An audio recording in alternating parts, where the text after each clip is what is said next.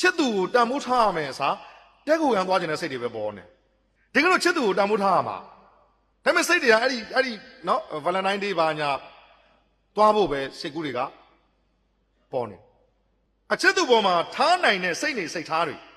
မရောက်လာလေတော့ကအပြန်ပန်းကျင်တဲ့ခီဘူးဆိုလို့မောင်ခူးကပေးမနဲ့တုံးစီကကြော့ဆုံးကိုမောင်မြင်တော့သူ့စပင်နှင်းစီပွင့်တွေနဲ့ဂုံတင့်တယ်လေဂုံတင့်တယ်လေတင့်တယ်ဂုံဝင့်တယ်လေဂုံတင့်မယ်လေမဟုတ်ဘူးတင့်တယ်တာကြော့ဆုံးကိုမောင်မြင်တော့သူ့စပင်နှင်းစီပွင့်တွေနဲ့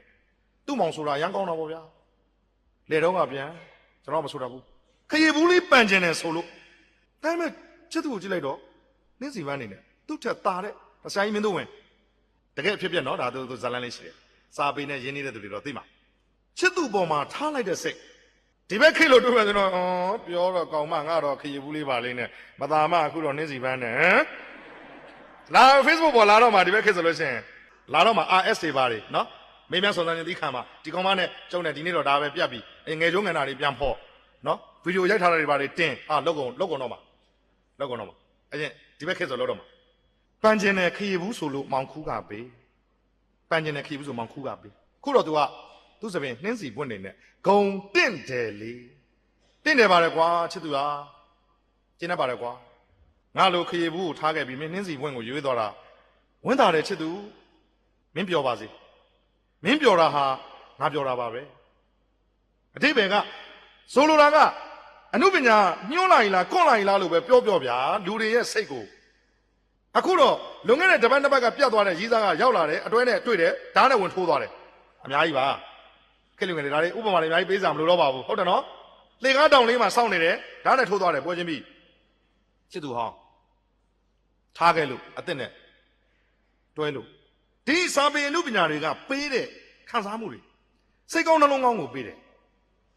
ချစ်သူကိုတင့်တယ်စေလိုတဲ့စိတ်မျိုးအဲ့တော့ကျွန်တော်လည်းတောင်းဆိုတဲ့လူငယ်လေးတွေရှိတယ်ဆရာကလည်း Valentine Day ကလည်းနီးပြီဆိုတော့ဆရာပြောနေကြစကားလေးပြောခဲ့ပါဦးနဲ့အဲ့ဒီခုနကတက်ခုခံကိစ္စပါပဲအဲ့တော့မိန်းကလေးတွေကိုကြည့်တော့ဟိုဘက်ကောဒီဘက်ကောအပေါ်မှာမြင်ရတယ်ကျွန်တော်သမီးများပေါ့ဗျာဘာလို့ကျွန်တော်မှဒုတိယနှစ်သားရှိပါတယ်သွားဘက်ဆိုင်ရာစိတ်တက်ကတူတက်နေတဲ့ဒုတိယနှစ်သားရှိပါတယ်ချွေးမများပေါ့ဗျာဆရာသားဘလို့ပုံစံလဲအများကြီးမစင်စားနဲ့ကျွန်တော်လည်းပဲခန့်မယ်ဖေးတဲ့အရာ3လမ်းမှမြင်တယ်တော့ကျွန်တော်ထပ်3လမ်းမှမြင်တယ်တချင်းတွေပါတယ်ကိုယ်တိုင်ရေးဆို YOU ဆိုတဲ့နာမည်နဲ့သူတို့ underground မှာလုပ်ကြပါတယ်ထားတော့အခုတော့သွားပဲဆိုင်ရာစိတ်တဲ့ကတော့မှဒုတိယနှစ်ဆိုတော့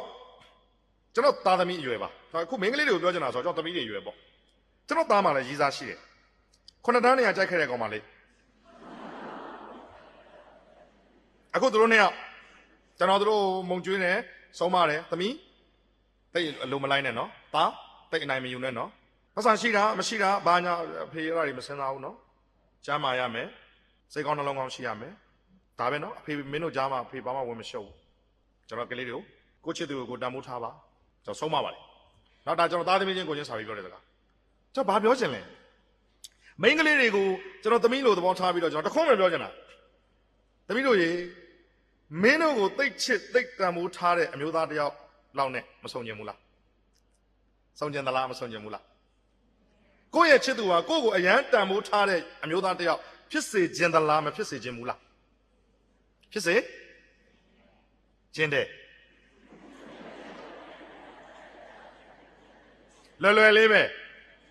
လွယ်လေးပဲခုနပြောတဲ့စကားကိုယ့်ကိုတကယ်မျက်နှိုးတကယ်တန်ဖိုးထားတဲ့ယောက်ျားက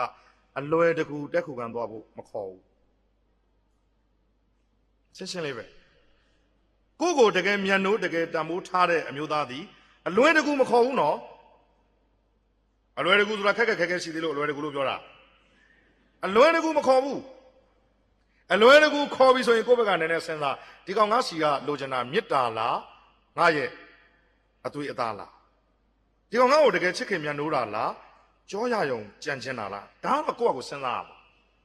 တကယ်ချစ်လာတဲ့အမျိုးသားတယောက်ဟာမပန်းခင်မှာမချွေရဘူးအမြင့်ဆုံးမှာထားခြင်းတဲ့စိတ်ချစ်သူကိုတင့်တယ်စေလိုတဲ့စိတ်ဟာယောက်ျားကောင်းတိုင်းရဲ့စိတ်ထဲမှာရှိတယ်သဘောတစ်ခုက အခုဒီအရွယ်လေးနဲ့ဒီ19 20အရွယ်လေးနဲ့ဘာမှညာမှမသေးကြတဲ့ဟာနေနဲ့စိတ်အလိုကိုလိုက်ပြီးဒါဆိုရင်တော့ဒါအချစ်စစ်အချစ်မှန်တမိုးထားတဲ့တင့်တယ်စီလိုတဲ့အချစ်မဖြစ်နိုင်ကျွန်တော်ဒီလောက်ပဲပြောခွင့်ရှိမယ်ထင်ပါတယ်အဲ့တော့သမီးတွေကစဉ်းစားဖို့ပါနော်အမျိုးသားဖြစ်တဲ့ကျွန်တော်ရဲ့ကလေးတွေက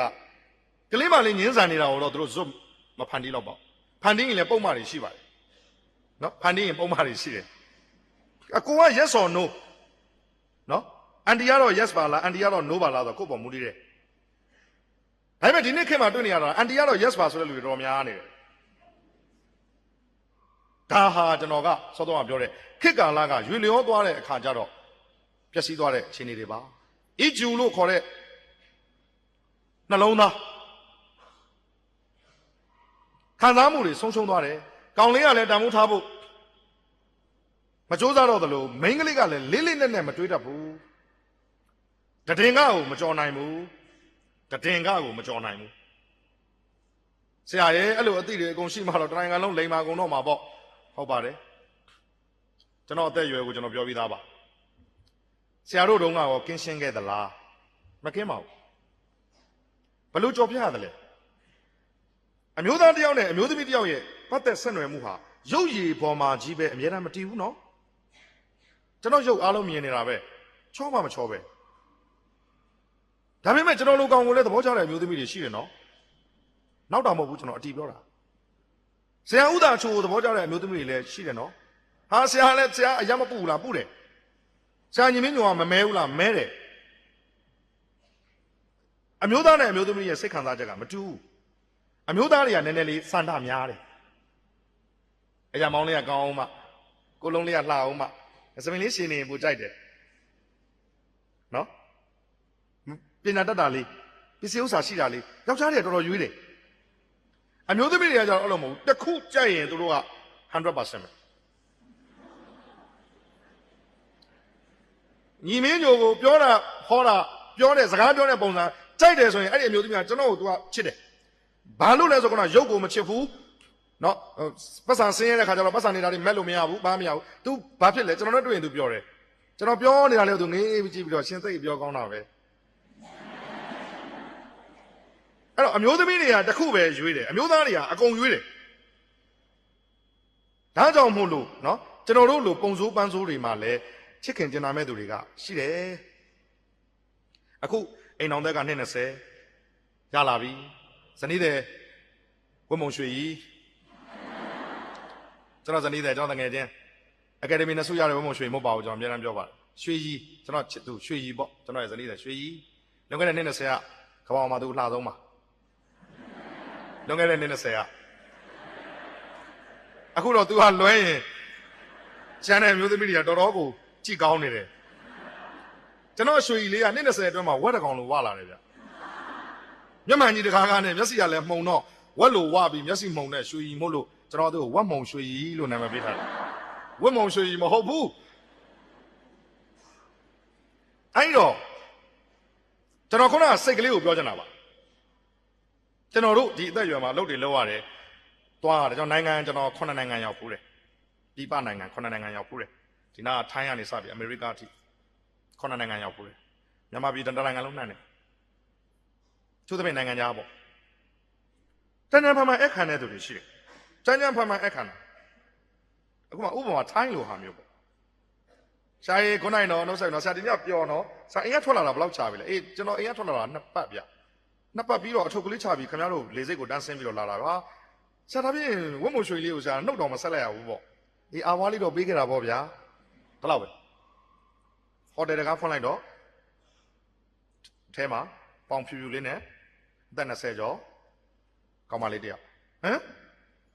ဘာလို့တာလဲတာအားတဲ့ဆရာလဲတဲ့ဆရာပဲအိမ်နဲ့2ပတ်လောက်ရှိပြီဆိုတဲ့ပျော်ပါဆရာရဲ့ကျွန်တော်တို့ကဒါအခမ်းနာပါဆရာဘယ်သူမှပြန်မပြောပါဘူးဆရာရဲ့သူကပြန်မပြောဘူးဒီကတနိုင်ငံလုံးသိနေပြီ live မလွှင့်တာကံကောင်းကျွန်တော်တော့ဒါတွေကယူမဆိုင်ပါဘူးညီမင်းညောကအဲ့လိုတဲ့ခမားထင်တာနေမှာပါညီမင်းညောဟိုလိုတဲ့ခမားထင်တာနေမှာပါအမှန်တရားကကျွန်တော်သိပါတယ် ခင်ဗျားထင်တာတော့ခင်ဗျားအထင်တိုင်းပဲရှိပါစေအထင်ဆိုတာတကယ်မှမဟုတ်ပဲအထင်ကြီးတယ်ခင်ဗျာကြီးပေါ့ထင်သေးတယ်ကွာသေးပေါ့မင်းခွင့်ရေးပဲဒါငါမင်းရဲ့ကြီးချင်းသေးချင်းပေါ်မှာရှုံလိုက်ပွားလိုက်လုံနေတဲ့ဘောလုံးတစ်လုံးမဟုတ်ဘူးငါမူဝါဒနဲ့ငါယက်တည်နေတဲ့ငါခံယူချက်နဲ့ငါပညာနဲ့ငါနှလုံးသားနဲ့ငါရဲ့လောကကိုချစ်တဲ့စိတ်နဲ့ငါယက်တည်နေသောလူတစ်ယောက်ဖြစ်တယ်မင်းထင်တာမင်းပိုင်းမှာငါလောက်ရကငါအပိုင်းမှာထားပါတော့ကျွန်တော်ငယ်ငယ်တုန်းကရွေးခဲ့တာတွေအများကြီးရှိပါတယ်နော်မကျူးလွန်မဲနဲ့ကျွန်တော်အဲ့ဒီမိမပြက်လို့အိမ်ကနေထွက်လာတာတွေအများကြီးရှိတယ်ပစိုးလေးခြုံပြီးထွက်လာတဲ့ထဲမှာကျွန်တော်ပါတယ်ရက်ကွက်ကတန်းစီပြီးကျတော့ AIDS နဲ့သေမဲ့ကောင်းနေခင်ဗျားတို့လိုတက်ကဆိုကျောင်းသားဘွား AIDS နဲ့သေမဲ့ကောင်းနေဟုတ်တယ်အဲ့ထက်က2ကောင်3ကောင်သေသွားပြီ AIDS ပဲပစိုး9ယောက်ခြုံလာတာပေါ့ဒါပေမဲ့ကျူးလွန်တာ4ယောက်ကျူးလွန်တဲ့ထဲမှာကျွန်တော်မပါဘူးဒါပေမဲ့အတူနဲ့အတူတော့ကျွန်တော်လည်းရောပြောခံရတာပဲလေဒါပေမဲ့ကျွန်တော်အဲ့လိုမျိုးတွေကို view site လည်းမရှိဘူးအရေးကြီးတာကျွန်တော်ကိုယ်နှလုံးသားကိုပဲကိုယ်အာယုံပြုတယ်ဒါကတော့ငါလိန်တာဒါကတော့ငါညာတာဒါကတော့ငါရုပ်မာတာဒါကတော့ငါဒေါသဖြစ်တာကျွန်တော်ကိုယ့်ကိုယ်အမြဲတမ်းကြည့်တယ်မှားသွားရင်ချက်ချင်းတောင်းပန်တယ်စောတော့ကအမွေးတိုင်းကိစ္စလိုမျိုးကျွန်တော်စကားနည်းနည်းလွန်သွားတယ်လို့ဖြစ်တဲ့တော့ကျွန်တော်ချက်ချင်းပြန်တောင်းပန်တယ်မလုပ်ပါနဲ့ဗျာဆိုတော့ तू ကအတမွန်ကြောင်ဖြစ်နေတာဟာရုပ်တဲ့ကြီးပြောင်းဖို့တော့လွယ်ချင်မှလွယ်မယ်လေနော်တခြားဟာနဲ့စီစဉ်ပေးပြီးတော့နိုင်ငံတော်ကစဉ်းစားတယ်နော်အမွေးတိုင်းလုပ်ငန်းရှင်တွေကိုတခြားဟာပြောင်းပေးဖို့နိုင်ငံတော်ကစဉ်းစားတယ်နော်မအောင်မြင်တာကျွန်တော်စကားတွေကိုရမ်းပြီးပြောတာမဟုတ်ပါဘူးမအောင်မြင်တာပါခုနစကားလေးကိုဆက်အောင်ကောင်းပါလေးတယောက်ထိုင်းမလေးလားဗီယက်နမ်မလေးလားနော်ဖောက်ထုတ်လေးလားဘာလေးလားညာလေးလားဟေးဆရာရဲ့ပြန်မပြောပါဘူးဆရာလည်းအိမ်နဲ့ဝေးနေကြပြီဆရာအတွက်စီစဉ်ထားတာပါဆရာပျော်စမ်းပါချောချောလေးဗျာကဲအသက်ကလေးကလည်း20စိတ်ဗျာကဲကျွန်တော်ဂျွန်းနေထိုးနေတာဗောစိတ်ထဲမှာဂျွန်းနေလှိမ့်ပိတ်ထိုးနေတာဗောဂျွန်းထိုးတာဗောမညာဘူးကျွန်တော်ဂျွန်းထိုးတာဗောလှလှလေးလှလှလေးဂျွန်းနေထိုးနေပြီစိတ်ထဲမှာဒါပေမဲ့ကျွန်တော်လက်တွေ့ဆောင်ရွက်ဖို့ကာယကံမြောက်ဆောင်ရွက်ဖို့မလွယ်ဘူးဟာဟေးလူတွေခင်ဗျားတို့အဲ့ဒါဆိုရင်တော့မှားနေပြီထင်တယ်ခင်ဗျားတို့ကြံတဲ့ဧည့်သည်တွေလာတော့ဘလို့ပဲဆက်ဆံအခန့်သည်ဖြစ်စေကျွန်တော်တို့တော့အဲ့လိုမလုပ်ပါနဲ့ဆရာလည်းအာနာစာမရှိပါဘူးဆိုကဲဟုတ်ပြီခင်ဗျားကိုကျွန်တော်ရှင်းအောင်ပြောမယ်ဗျာခင်ဗျားလည်းကျွန်တော်အကြောင်းသိတယ်နော်သိပါတယ်ဆရာသိရင်ကဲခင်ဗျားဖုန်းကျွန်တော်ဖုန်းဆက်လို့မရခင်ဗျားဖုန်းရတယ်ဆရာပြောတယ်ဖုန်းတစ်လုံးဆက်ပြီပြောခွန်ရှစ်393ခွန်333ကျွန်တော်ဇနီးရဲ့ဖုန်းနံပါတ်တော့ရောင်ပြီးသူခေါ်တယ်ဆရာတော့ဗမာပြည်ဖုန်းနံပါတ်ကြီးတယ်ဟုတ်တယ်လေဗမာပြည်ဖုန်းနံပါတ်ဘယ်သူနံပါတ်တော့ကျွန်တော်မိမနံပါတ်အဖေပြန်ပိတ်တယ်ဟောဝင်သွားပြီတူးဆိုဝင်သွားပြီပြန်ပိတ်အစားဘာလို့ခေါ်ခိုင်းတာလဲမျိုးသမီးကိုလေအမဟုတ်ခက်ခေါ်မရမှာပေါ့လေဗီဒီယိုကောတောင်လိုချင်ကျွန်တော်လိုချင်သေးတာဗီဒီယိုကောလိုချင်သေးတာဘာလို့မလို့လဲဆရာအမဟုတ်ကျွန်တော်ပြောရမယ်လို့သူဟယ်လိုအေးရွှေရည်မြင်ရလားပုံမြင်ရလားအေးကိုဒီမှာဘန်ကောက်ရောက်နေတယ်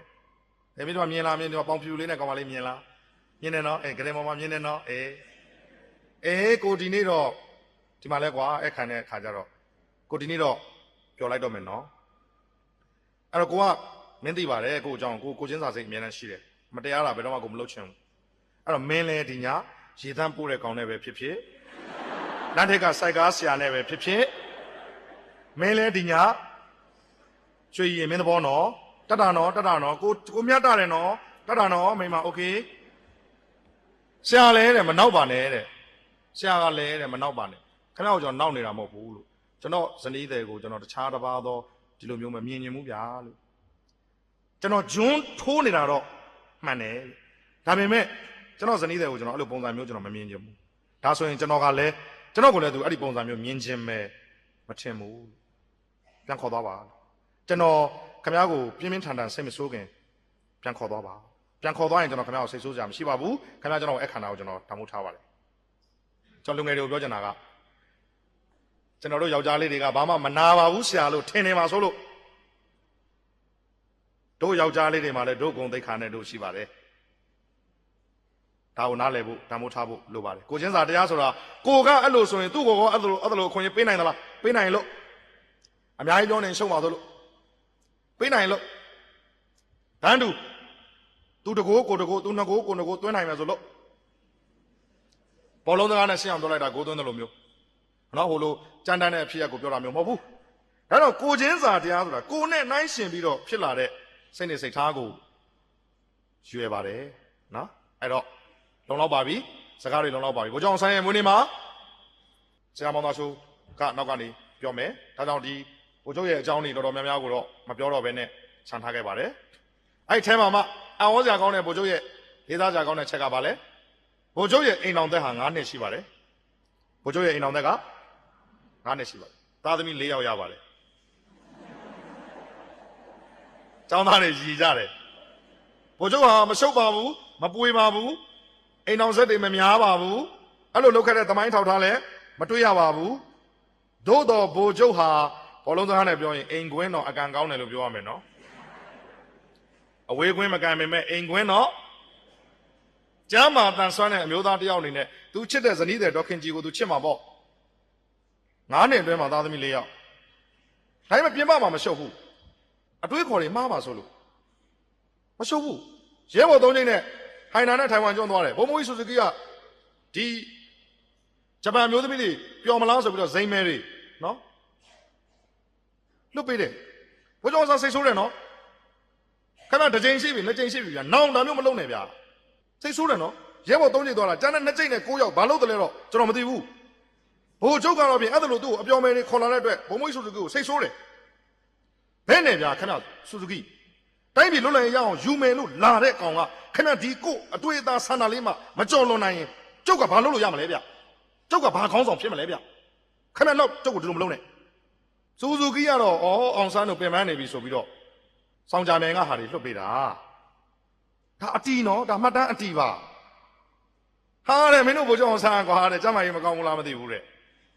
အဲ့တော့ကျွန်တော်ကပြောလိုက်တယ်ကျမကြီးကောင်းလားမကောင်းလားသိချင်မင်းကြီးတော်ကြီးလွတ်လိုက်ပါလားလို့9နှစ်အတွင်းမှာ4ယောက်မွေးတယ်လို့စောင့်ထိန်စရာရှိတာကိုယောက်ျားပြပြသားသားစောင့်ထိန်ခြင်း